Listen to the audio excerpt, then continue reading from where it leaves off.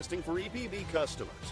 But we also stream 24/7 on Roku, Amazon Fire TV, and online at TimelessClassicsTV.com. Call our advertising department at 423-290-9194. That's 423-290-9194 to find out more about placing your spot here. Mention code Classics 2023 for your discounted rate today. Talkin' Live Classics TV. We have all the classic movies and TV from the golden age of Hollywood 24/7, including Saturdays for your kids. You will be reliving the morning TV you grew up with. Also watch Talkin' Live Classics TV anytime on our Roku channel.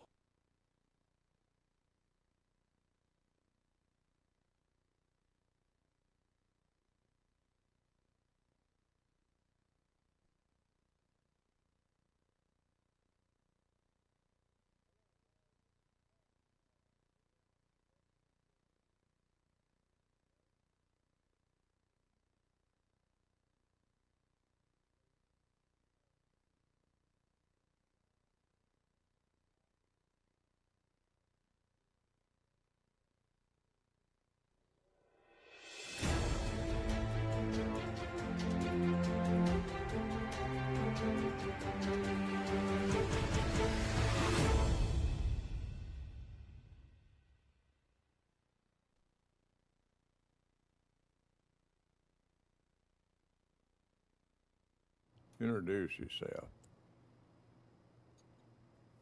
Can you hear me? I can. I said, go ahead and introduce yourself, and we're gonna talk about how he works with a lot of different people, and coached them in being a comedian, and worked with a lot of people like within the realm of all the comedians that we see out there. And we was talking early. I don't know if he worked with Jeff Foxworthy, but I did it one time. But I was raising money for cancer research. But he's got a book out here, and he knows a lot about comedy. So go ahead, Steve, and you got the floor. Yeah, thank you. Nice to be here, Lamar. Jeff Foxworthy is a great example of what I call a comedic character. Another word would be persona. And the main thing that I've taught over the years is you don't want to be a comic, you want to be a comedian. And the difference is a comic says funny things or tells funny jokes, whereas a comedian is a funny person who also tells funny things. And Jeff Foxworthy is definitely a comedic character.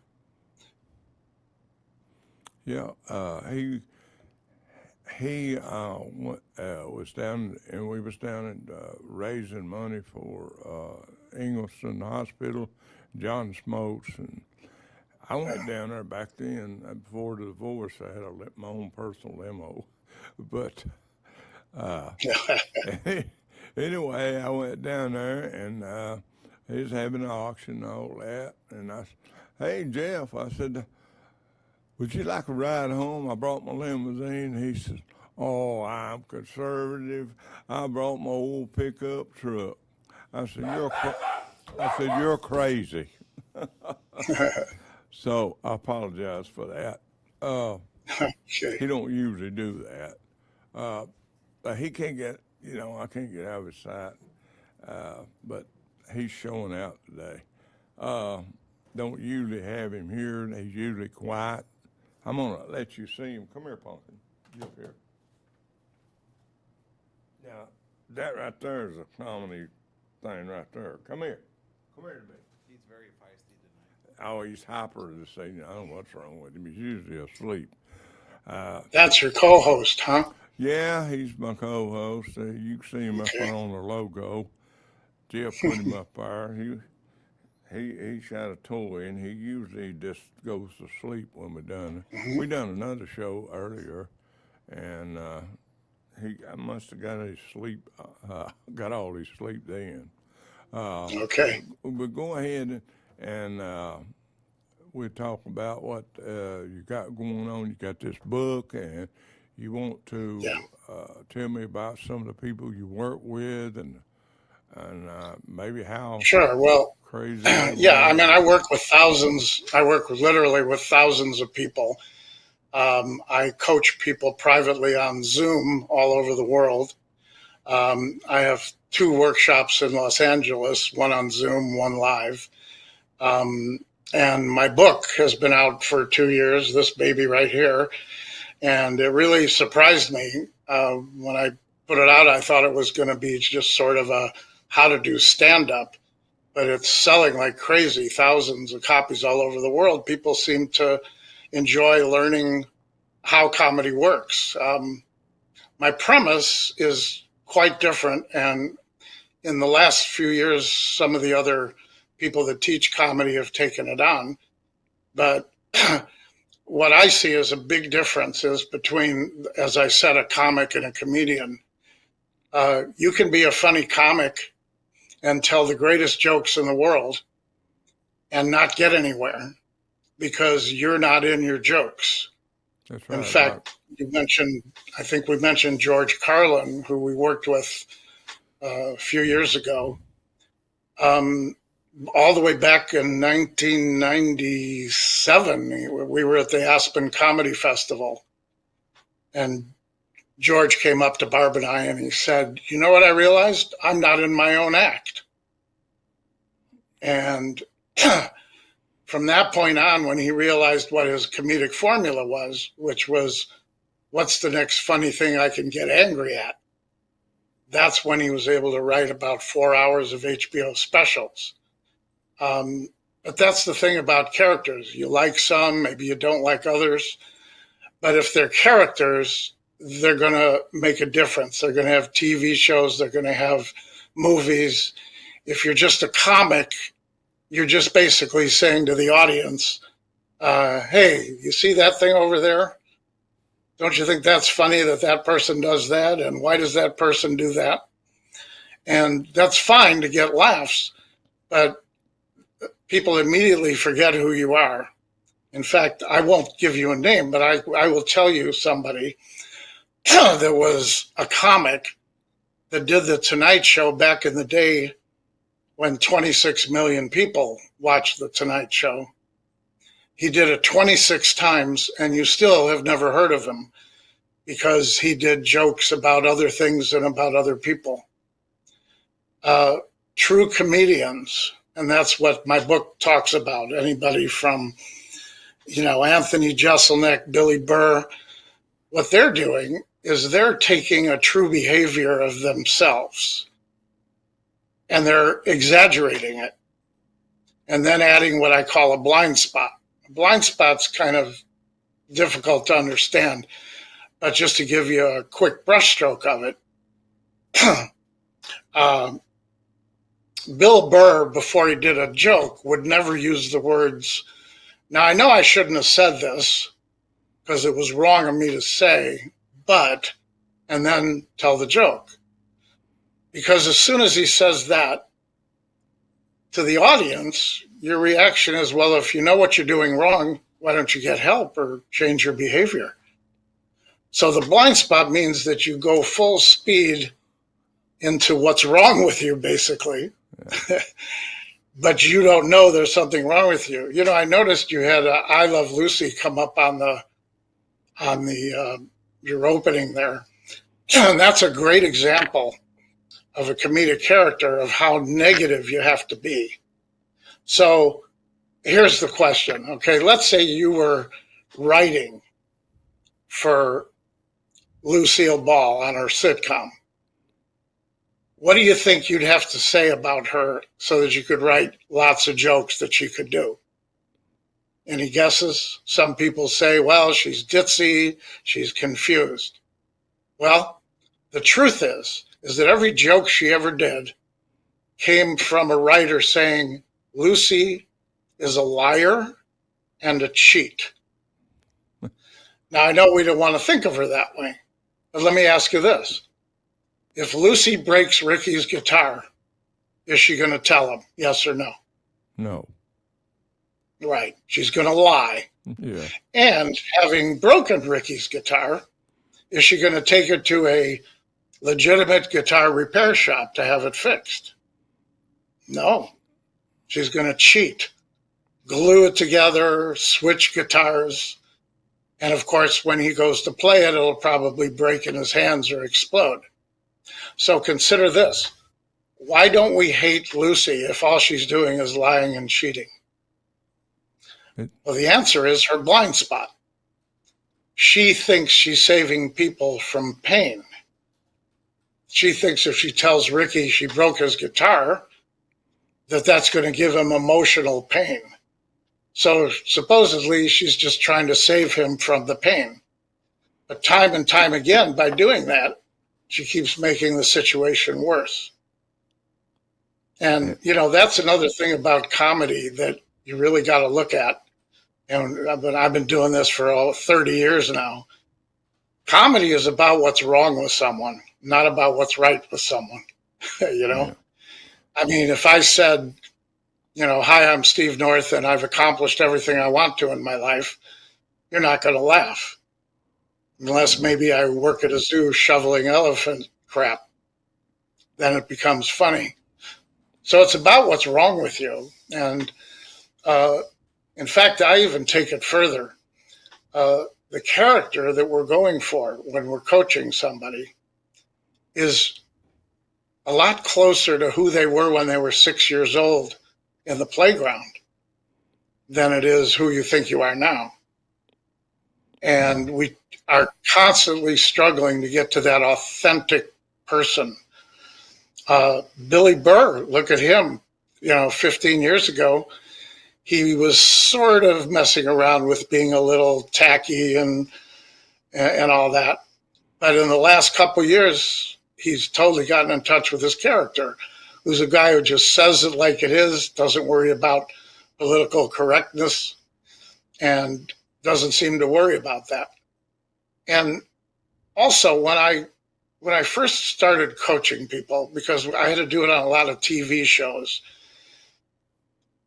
the tendency was to come up with, my own theory of comedy or something. But I rejected that. I said, no, I am going to look at every single famous, successful stand-up comedian and try to identify what they're doing. And when I did that, I discovered that every successful comedy character has 4 parts to their comedic character. Part 1, and the most important part, is the word flaw. There has to be something wrong with you to be funny. Doesn't mean you're a bad person. It just means you're too something. You're too clever, you're too cocky, you're too weird, you're too sensitive. And then you exaggerate that and add a blind spot. And there's no successful comedian who isn't doing that. Even back to the original great character, Rodney Dangerfield. Here was somebody whose flaw was obvious. He was an obnoxious old man. But what was his blind spot? He thought he deserved respect. Yeah. And so with him trying to convince you that he deserves respect, in all the punchlines, you find out he doesn't deserve respect, but he never gets that. Yeah. And so great comedians over and over again keep doing the same thing and failing at it.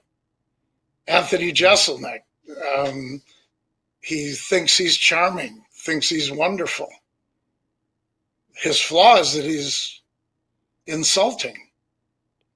But using his attitude of trying to convince you that he's charming, he'll go, yeah, I'm great with people. I'm just great with people. Like my girlfriend asked me if she looked fat in these jeans. And I really helped her. I said, no, baby, you look fat in all your clothes. Yeah. But the way he says it, it sounds like he wants you to say back to him, oh, that was very good that you did that. But it's, and that's the story of great comedians. Yeah. And it's the way you present yourself. And I couldn't hear you. I'm sorry. It's the way you present yourself as Yeah. a comedian, and you're expressions and all that is what works a lot. You was talking about Lucy, what's his name, Jeffrey Mark.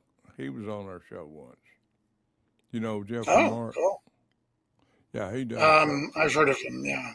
Yeah, he done a Yeah. show with us. He's writing a book. He's writing a book about Lucille Ball. Ah. It's coming out Yeah. in December. So another thing that I'm always teaching people is that stand-up comedy is not a performance or a monologue. It's a conversation that you're having with a group of people. And all the great comedians do that. In fact, you can be watching Amy Schumer or Louis Black or Jim Gaffigan on TV. And even though they're not talking to you, you get the sense they're having this conversation with you.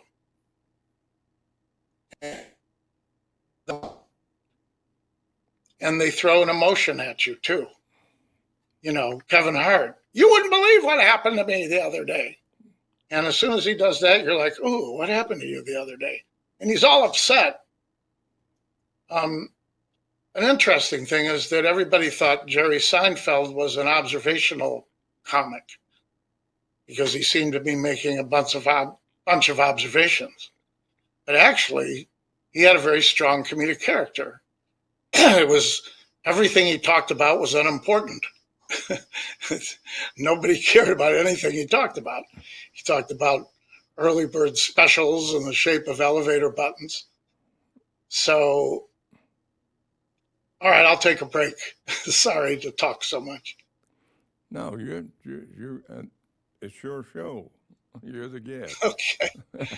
Yeah. And so another thing I deal with a lot of people, because I coach everybody from raw beginners to a lot of stars I can't talk about because I just promise I don't. But I'll give you another good example of how somebody about 20 years ago, I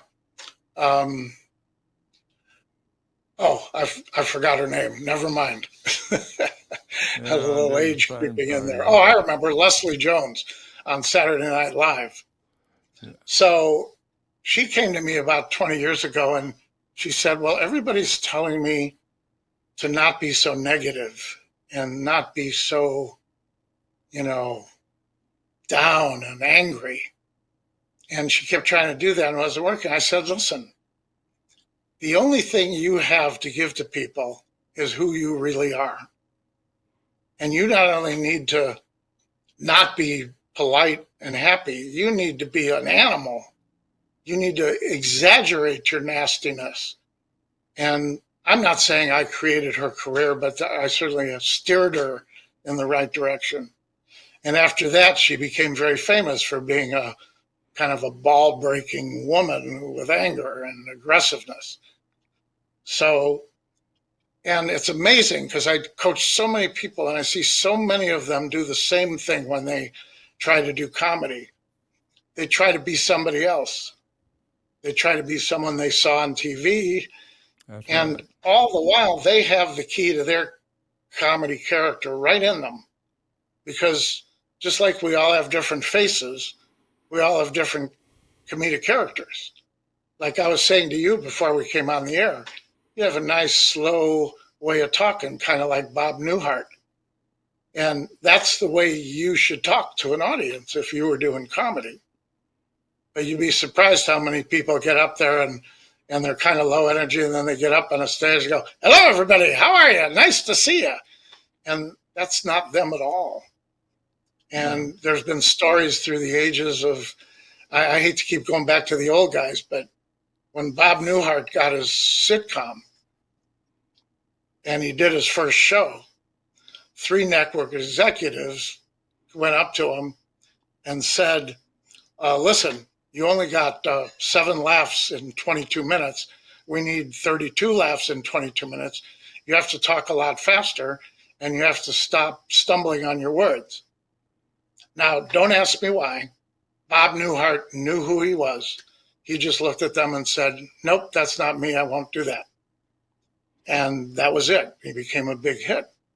But I can also tell you stories about people who got development deals with major networks who told them things like, well, you need to be nicer. We need an audience that's going to like you.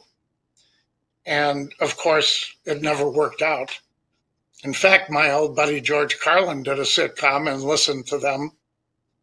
Probably no one's ever remembered it, but he played a guy in a bar and he was the only sane one and everybody else was crazy.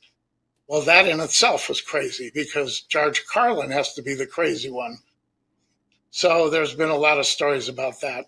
And then some people just are themselves. Robin Williams was literally crazy. He was his comedic character, even in real life. Yeah. Yeah, I like which Robin didn't help Williams. him all the time. Yeah, it's sad about what he done to himself. And as you was talking about how I talk, my son-in-law always called me Deputy Dog. Hey, man, what's going on, man? No, and he said I sound like Deputy Dog. So you're the cartoon character. Anyway, Yeah. what mistakes seems to be new comedians do. They just try to be something like you said. Maybe try to be somebody Yeah, else. there's about 4 or 5 major mistakes that everybody seems to do. The first thing they do is they, and this is the biggest one. I understand that some funny things have happened to people and they want to tell that story. But basing your act in truth, in what really happens in life, you've got no chance to make it as a comedian. As funny as your stories might be, Yeah. if I, instead of that, can make up stuff that happened to my character, I will beat you all day long. So that's the first mistake. They said, no, I want to tell the truth. I mean, think of some of the people that have made it. I mean, they talk about their wives, and some of them aren't even married. Some of them pretend they have 3 wives and they have 1 wife. Remember Phyllis Diller talking about her husband Fang? I mean, he wasn't like that at all. So that's the first mistake that everybody makes. I'm just going to tell funny stories that happened to me. Okay. Mistake number 2. I have to be a comedian up there. I have to have a funny attitude. No, you don't. You have to be who you are to the max. Yeah. You have to exaggerate who you are. Like Lamar, if you were talking to an audience, you'd have to force yourself to stumble over words even more than you normally do. And say things like, well, let's see, where was I? Oh, yeah, right. Oh, yeah, I'm here. That's right. You still with me? And then we start laughing at who you are before you ever get to your punchlines. So that, I would say, is mistake number 2. Mistake number 3, looking at a stand-up show as if it's a performance instead of a conversation. Watch great comedians. You'll swear they're just talking to you. And they pick an emotion that gets them going. Like Billy Burr is just, I'm so fed up with everything. I'm so fed up with everything. And he's in that place before he ever starts. So that when he goes into his act, instead of you sitting back and judging his punchlines, you're just taken in by his conversation. Yeah. And I guess that relates to one word, and it's called agenda. So I don't want to get too technical, but basically these 4 parts of comedic character are flaw, blind spot, attitude, and agenda. Hold on. And yeah, I'll just keep talking. Part 4 is agenda. Never has this nut act that way. So he is crazy. He's never acted this way, and I apologize. He's always quiet, sleep. You know, I don't know what's wrong with him. Maybe he's just agreeing with me and he's excited. Well, he's just trying to be a little prick. See, that's a great delivery for you, the way you said that. Yeah, well, you know, he's always, I got him when he's a pup at Walmart. He's a $20 dog. I'm standing, I'm at a Walmart, there's a girl's holding him. I'm going to get rid of this dog. You give me 24, and I just lost a dog, so I took him, and I carried him to work with me. I carried him everywhere, and I carried him. You know, I'm an animal person. I go to the dentist. I sit down the dentist. They clean my teeth while he sits in my lap. I mean, so, you know, he's kind of settled down, but, I mean, he never's done nothing like this before. Right. And, So a real advanced part of doing stand-up is to get on your character's agenda. Agenda means, is that phone, Harry, are you hearing that? I think that's yours. Your phone? There. So agenda means, and you kind of have to follow this. Agenda means, why are you standing up in front of these strangers talking to them?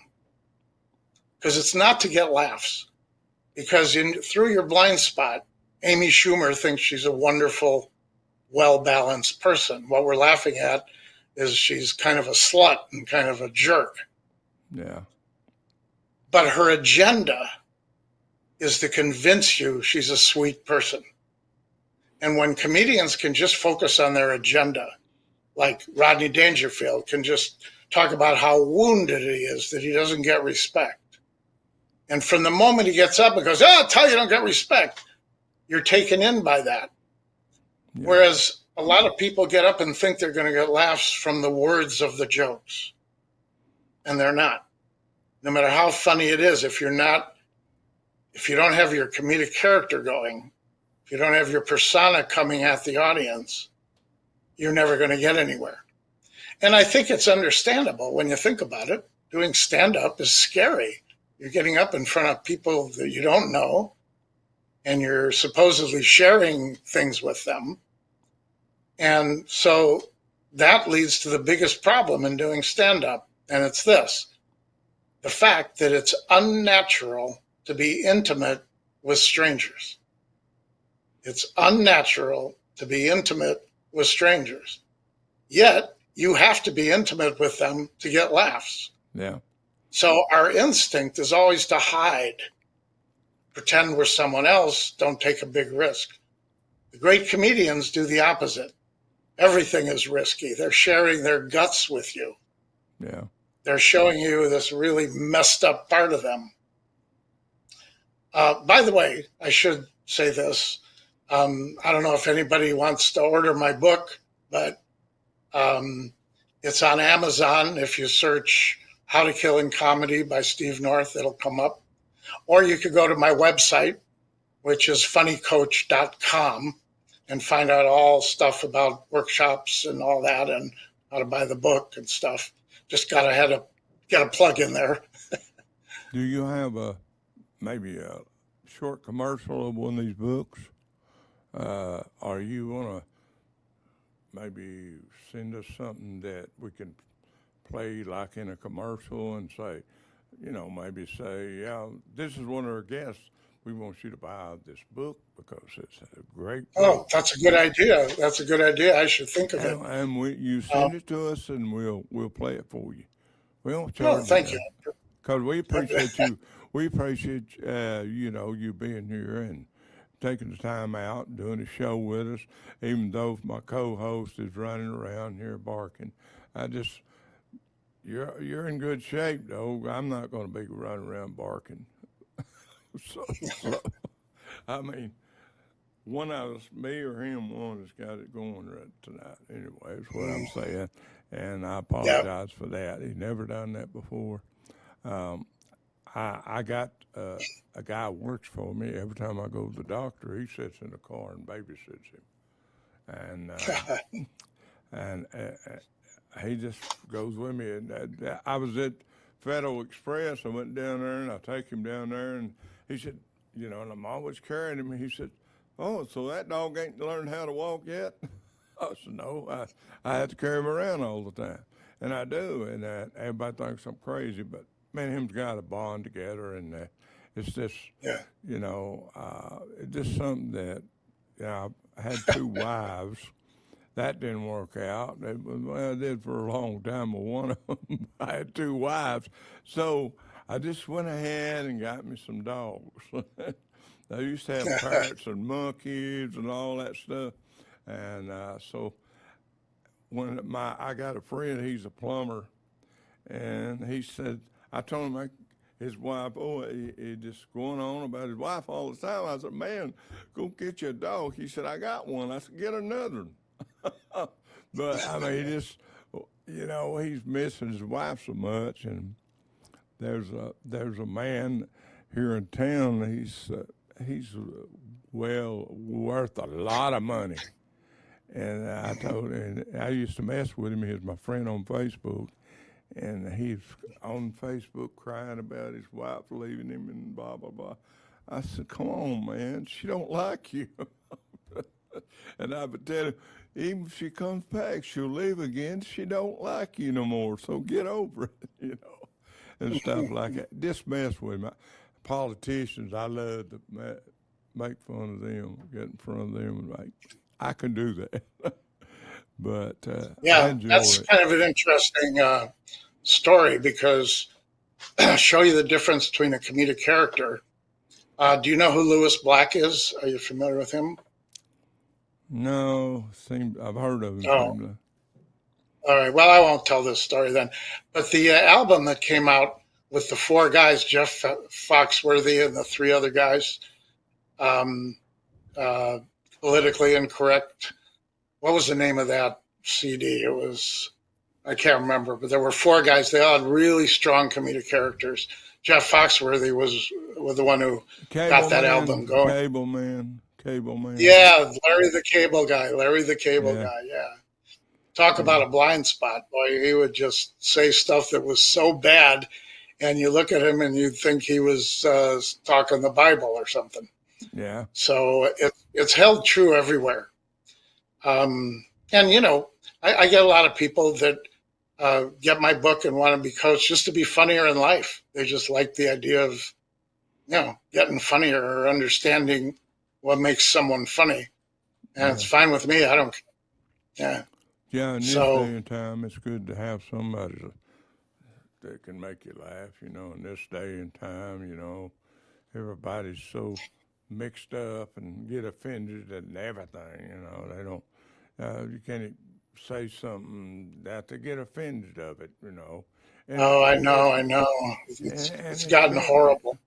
It's meant to, you know, maybe make them feel better a little. You might say something to make them feel better, you know. And that's what I do. My friend getting a divorce, you know, and that's what I do, try to make him feel a little better, you know. And, you know, just tell him stuff, you know, to try to get his mind off his words, you know. And, you know. Yeah, that's what comedy does better than anything. If we could all just joke with each other, we'd get along a lot better. Yeah, if we can laugh about a few things and not take everything serious. Everybody takes everything serious too much. And it's hard for the comedians. They'll tell a joke maybe and see people get the wrong idea. They get all offended because, they're talking about, it's kind of like a preacher. You know, a preacher and an audience. And the preacher says, "You're doing that," and he points his finger. He's talking about me. Oh, yeah. Well, yeah, right. You? Well, comedy's the way. You know, I have coached 3 ministers and preachers. They wanted to be coached on being funnier in their talks with their congregation. You know. And that's one thing that comedy does. As soon as you make somebody laugh, they number one, trust you more. You've shared something with them, and it puts us all on the same planet, so to speak. And so it really worked well. I coached this one minister for about 6 years. And the other trick when you're using comedy in real life is not to do jokes. Yeah. You know, if you just tell me a joke, I might laugh at the joke, but I don't give you credit for being funny. I just went, oh, he found a funny joke in a book. So the way you get credit for being funny is you do your jokes through your character so that people can't even tell you're doing a joke till you get to the punchline. It should always feel like a conversation. Like, Lamar, did you get along with your mom? Did you have a good mom? Yeah, I did. Oh, you're lucky. You're lucky. I was a spoiled brat. Yeah. I was a Oh, spoiled yeah. brat. Well, yeah, good. That's good. You're lucky. I wasn't so lucky. My mom was a little, she was in show business. Yeah. She was on the 60 Minutes show. Did you know what the 60 Minutes, ever see that? Yeah. Well, anyway, she's the one that was going.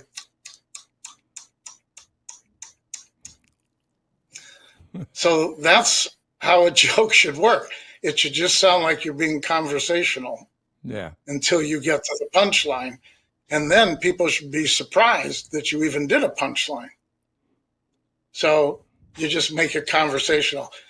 Let me close you out. I don't know if we're closing, but what I'd like to do is give you my definition of stand-up comedy, which has become well known in the business. It is giving a group of strangers the experience of having a true lunatic carry on a spontaneous conversation with them. And when comedy is done right, that's the way you feel. Somehow you get the idea, someone let this lunatic out of their cage and they're sitting here talking to me. And that's stand up at its best. Yeah, I mean, I heard people, I used to get, this guy he was a computer guy, and he could say some stuff so funny, and then I'd pick it up. It was kind of like a thing together. We could do stuff that was funny and people laugh at us. But we weren't doing it to make people laugh, but we just being one another, that's the way some comedians are too, I mean, like I worked with a friend, Neil James. He come down a show, country singer, and me and him could, talk about one another and run one another down and laugh at one another and stuff like that. It's a moment sometimes with some people. It's not necessary that you're a comedian, but it's a moment that sometimes things are funny, and but if you're doing it for, but if you're doing it for a living, and there's a reason that on the average it takes somebody 10 to 15 years to make it in comedy. Yeah. There's very few people who ever made it. Now, that doesn't mean you can't be paid or doing shows after a year or two, but it's such a long process to understand who you are, what's funny about you, to put that out in front of the public and exaggerate it with a blind spot. It just takes a long, long time. You've heard the story about how everybody is a overnight 15-year success, right? Yeah. And that's true. God forbid you get successful a year or two into stand-up, then you're in real trouble because nobody's ever been able to keep a career going where it happens that soon.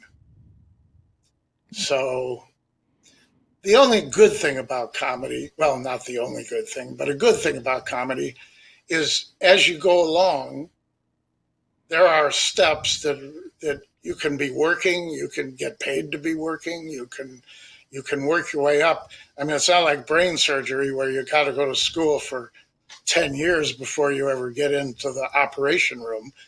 You know, within 2 or 3 months, you can be doing shows and working your way up. So there's that. Yeah, and you have to have it inside you. It's like a singer. To be a good singer, you got to have it inside of you. You got to have the voice. You got to have the talent to do that. You can't just be a comedian because you want to be.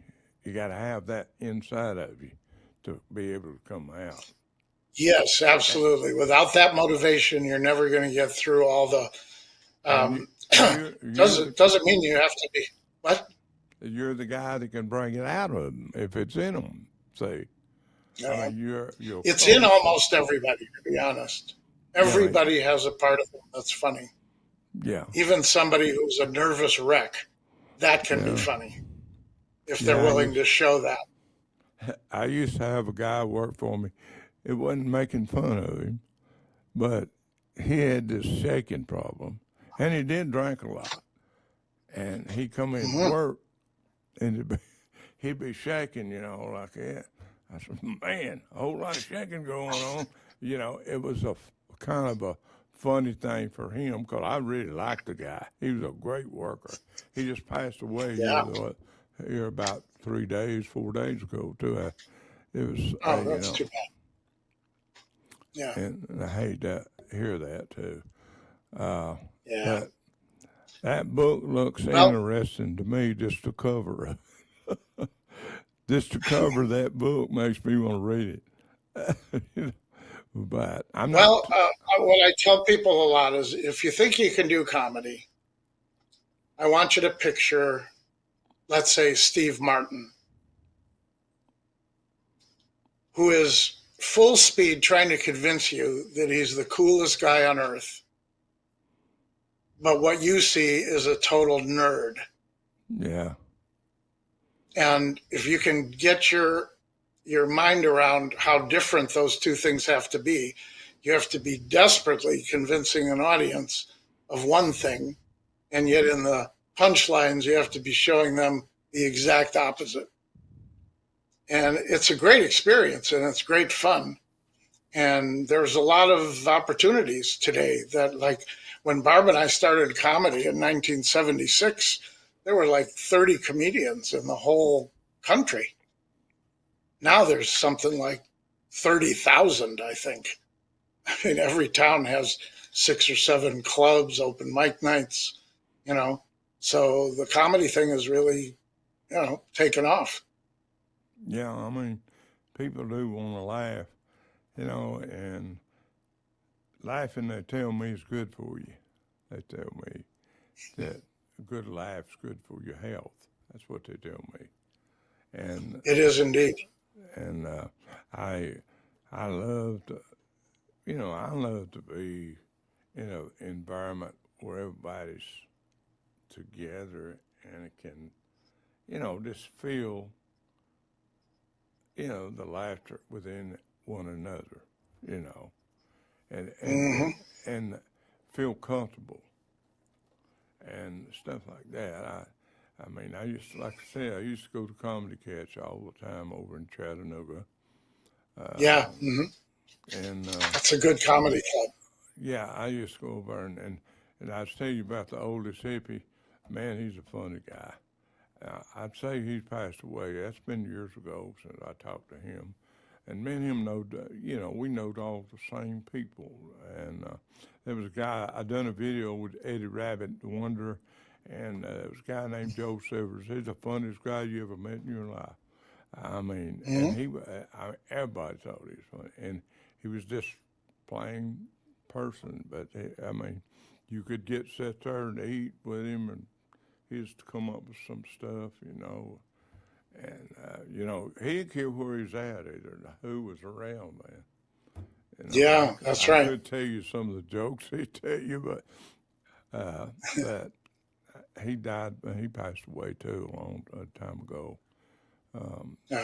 And I used to hang around Well, that there's Nashville a there's lot. people who are really funny in real life, but are not able to do it on stage. Yeah, And there's people who are not at all funny in real life who become very funny on yeah, stage when they get up there. yeah. Um, They used to call me to try out for movies a lot back in the day when I first got messing around with it. They'd call me to come out. And this lady told me in Atlanta, and I helped a woman get you ever heard of the People Stores, hot shot for kids? It's a talent agency down in Atlanta. Anyway, mhm. and I used to go, before I met them, I used to try to get into movies, and this lady told me, she says, Lamar, you're the worst actor I ever seen. I said, yeah, right, you're right, I am. There ain't no use lying about it. I mean, if I was in a movie, I'd have to just say it when they asked me something. I couldn't remember the script, but I got off next to kin. I got to try out for that. I went over and met the director, the producers, and all that. And then they Nice. called us. They got the English guy, the Taken, the guy that does Taken, and they picked him. And of course, he moved on after that. It was a good opportunity. And see, over in Hazard, Kentucky, they got all these houses built upon cliffs and all that stuff, the hotels and all that stuff. But I went on and drove. I drove an old flatbed truck all the way from Kentucky, Bowling Green, Kentucky to Hazard, Kentucky, and tried out for that. And they was real nice people though, but they didn't pick me. And Their loss. Their loss. yeah, and this lady, she was the director, was in that Roots movie, Alex Haley, and this lady, she would come out at Lamar Bearden, and she'd say, "Hey, Lamar," and his name's Lamar Bearden, and I'm Lamar Bearden. So I said, "Yes," because I was want to mess with her, but no, I'm not talking about you. But I just like to mess with them, and Yeah. but not for try to be a comedian. It's just a kind of a humor I have, And I like to get, for congressmen and all that, and mess with them too, about stuff. Yeah. And Yeah. The middle section of my book, there's 20 formulas that anybody can use to start doing comedy in their life.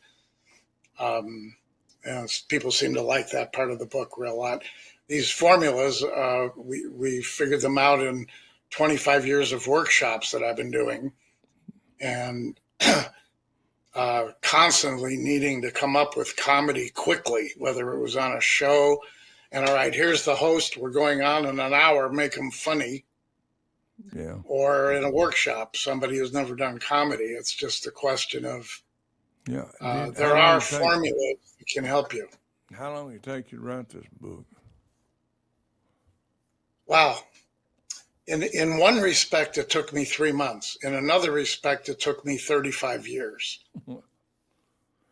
For the first 25 or 30 years I was coaching, everybody said, "Oh, you got to write a book, Steve. You got to write a book." And I never wanted to.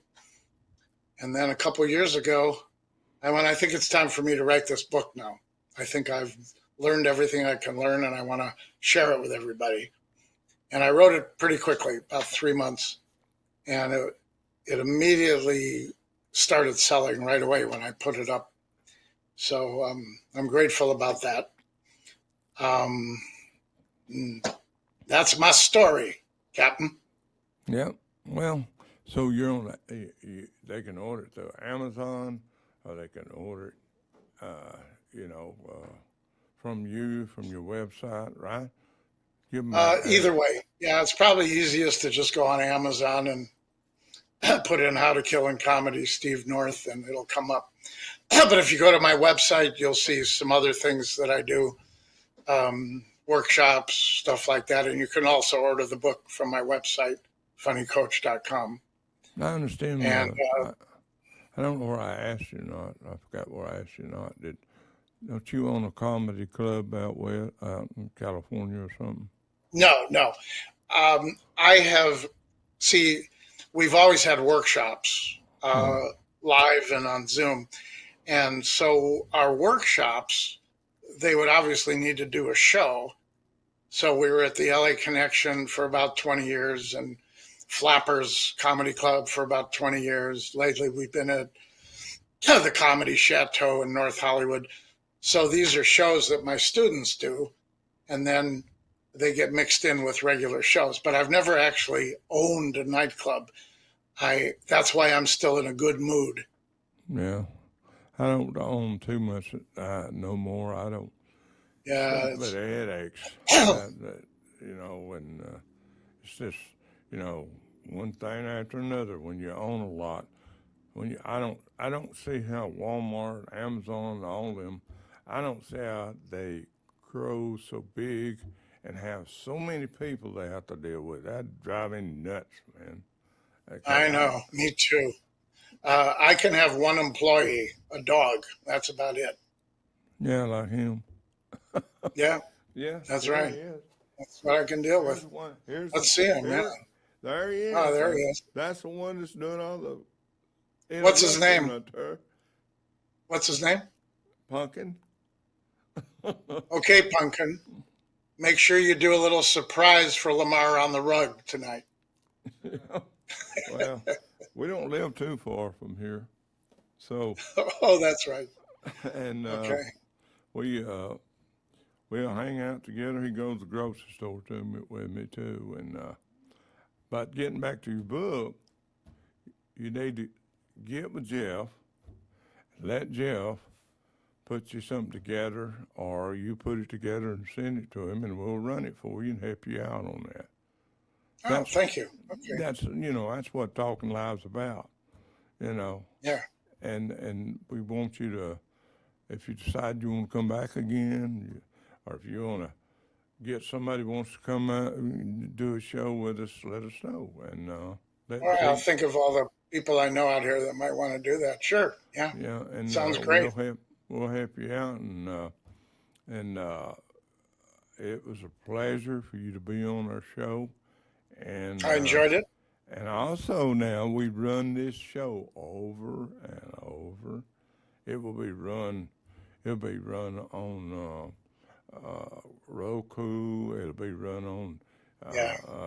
It'll run on Rumble. It runs on the cables, and Foxfire or whatever. It'd be, we got a lot of places we're running shows on, and nice. Like cable said, there's 130,000 subscribers, I think, in Chattanooga, Tennessee. So nice. And then this show will play over, and somebody's bound to see it. We got billboards. We're going to put you on a billboard here and let it stay up there, and I'll send you a picture of it.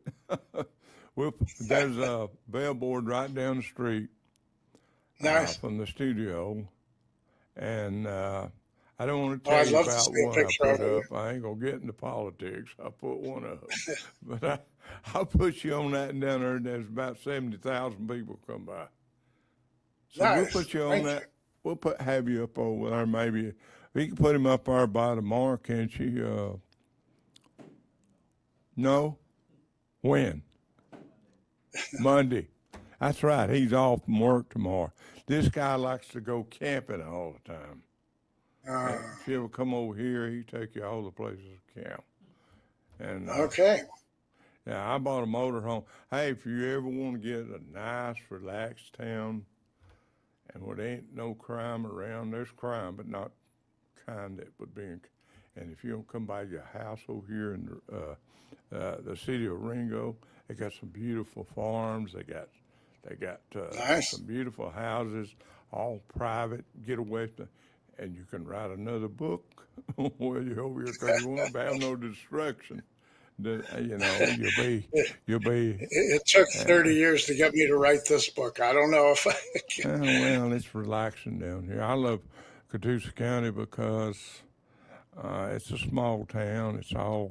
It's a good knit town, and the sheriff's a nice guy, and you know, everybody's real nice people around here. And of course, they don't we like used to live, sometimes. Barb and I used to live way up in the mountains of Colorado in a Yeah, very small town. So I'm aware of that, how nice it is. Yeah. yeah. I like a big city I can go to and do business. Like Atlanta, they're about 80 miles from here. Chattanooga's probably 15 miles from here. I like big Oh, that's cities good. with airports and stuff, but I don't like to live in one. I just, I'm with you on that. yeah. I guess that's a hillbilly in me just wants to be out so I can run Well, I'm wild. not a hillbilly, and I'm like that. I don't. I like to be. I like to be a little away. I don't like real populated areas where you're running around looking for parking and everybody's rushing. Yeah, I don't either. I just no, thank you. Well, you move down here and then you'll be a hillbilly. You'll be Yeah, a I'll real be a hillbilly. Yeah, in Los Angeles they call us lazy. Yeah. I've been to Bakersfield. I ain't never been to Los Angeles. Yeah, I like Bakersfield's nice. It's a pretty nice town.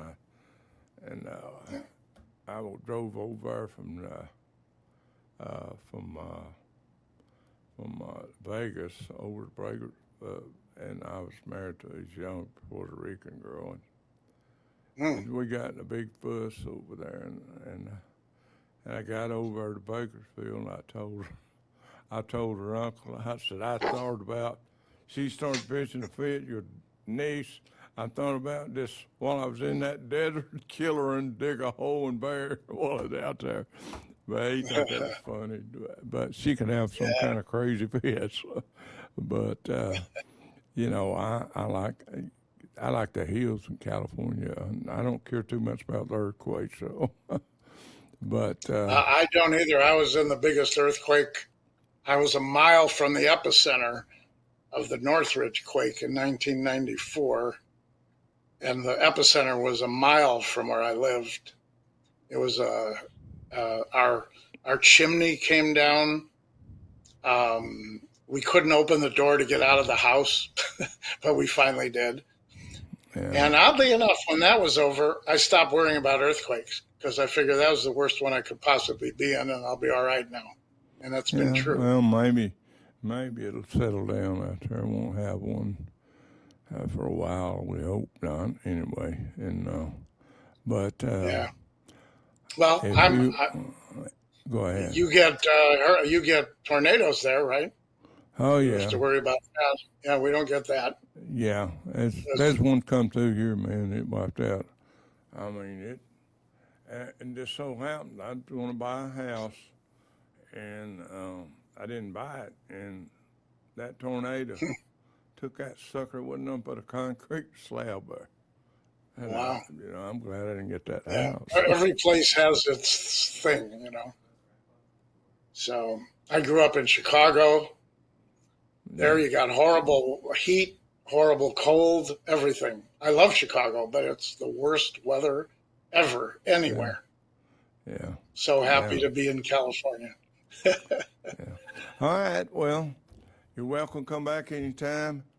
Be Oh, sure thanks. now, It was fun. Be sure and get us that information so we can run your book now. Don't be Okay. like Loretta Swift. She's supposed to send me some stuff she never did. But I'm going to have to get on to her about, see, she takes care of animals. She loves animals like me. Yeah. And we get along fine. Anyway, Cool. great to have you. And I apologize for my co-host, but you come back again sometime. We appreciate All right. it. Thanks, Lamar. Bye-bye. Thanks for joining us today. To watch this show again, be sure to visit TalkinLive.com. We now have Roku and Amazon Fire TV channels for you to watch from your home TV. Or find more of our recent shows on most any of your favorite social media platforms. And don't forget to like and subscribe. Good night, world. We will be talking live with you next time.